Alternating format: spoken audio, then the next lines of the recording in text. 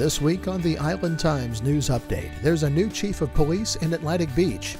Jacksonville Beach works to resolve a lawsuit brought by a church, and the beach's museum and history park is closer to getting its historic Cracker House.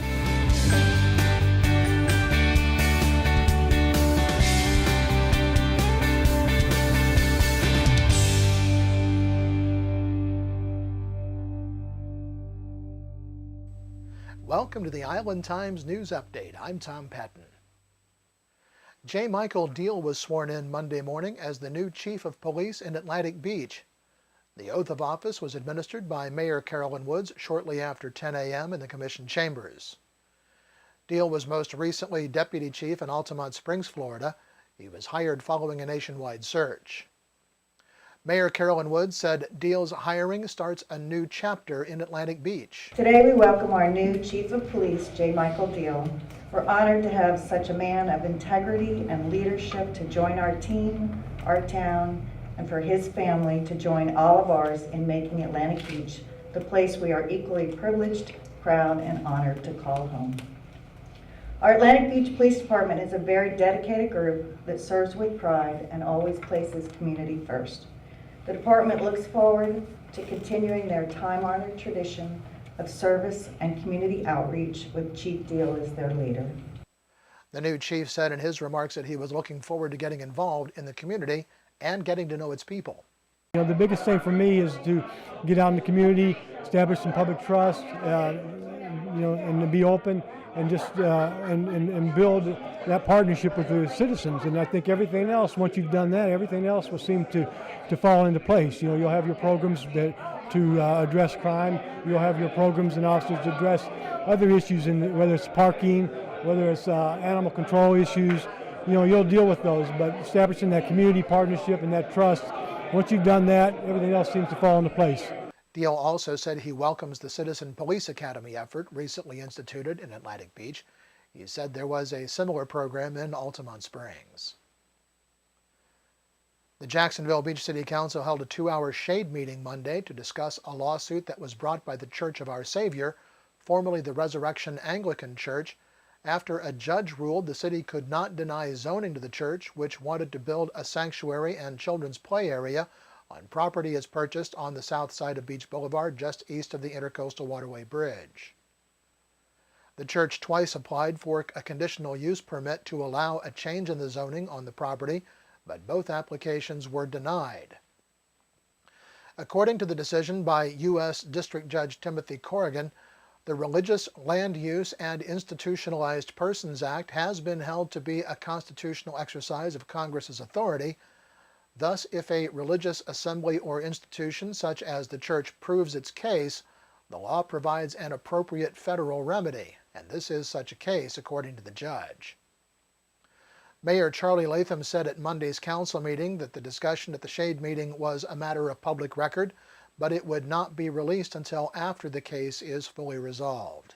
Our attorney and an attorney representing another attorney representing the city, where we were able to have some frank discussions about this lawsuit and recommendations for the city moving forward.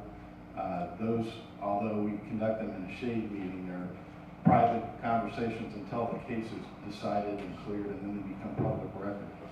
So that pretty much explains hopefully what just transpired over the last couple of hours. The council directed the city attorney to work with the church to obtain a reasonable resolution to the dispute.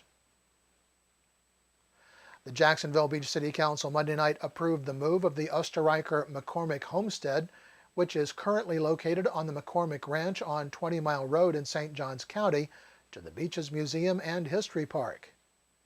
If it's not moved, the historic house would be demolished to make way for ongoing development at Nocatee. The building has been offered to the Historical Society for inclusion in its exhibits. According to the Historical Society, the building was built in 1873 and is the second oldest structure in our area. The building consists of a small one-story, two-room structure made from cypress logs. The living room will remain as it is today, but because of the proximity to the chapel, the bedroom will be modified, adding a handicap bathroom. The Historical Society came before the council to request a waiver of fees associated with the move so that they can divert more funds to the actual move and restoration. The Beaches Historical Society specifically requested building permit and water and sewer connection fees be waived, as well as any cost to the Jacksonville Beach Police Department associated with the move of the building. All direct construction costs are to be borne by the Historical Society. The council approved the request. Councilwoman Christine Hoffman abstained from the vote as she is the executive director of the Historical Society. The group says that the homestead will be ready for relocation in May, and that's when the move is expected to take place, with the construction completed by August of 2015. In something of a second grand opening, the Deck the Chairs Beaches Festival of Lights was the setting for a night of music and dance Sunday at the Seawalk Pavilion. Hundreds of people gathered in front of the city band shell for performances by Nancy Dance Studios, several music ensembles including bell ringers, and choirs from several area churches, choruses from Fletcher High and middle schools, and of course there was a visit from Santa Claus.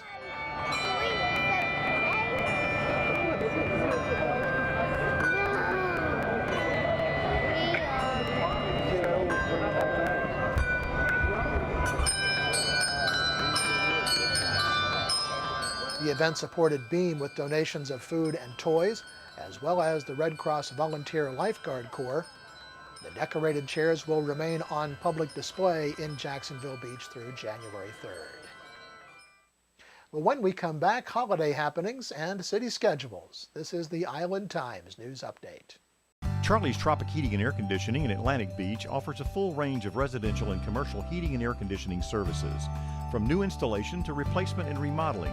Charlie's Tropic Heating and Air Conditioning can keep your home comfortable year-round, and they offer preventive maintenance contracts to keep your system running at peak efficiency. Charlie's Tropic Heating and Air Conditioning is an authorized Bryant dealer and will service all brands. For year-round comfort in your home or business, contact the original Charlie's Tropic Heating and Air Conditioning at 241-1788. Beaches Academy Child Care Center in Jacksonville Beach has been offering affordable, loving child care to families in the Beaches communities for 35 years.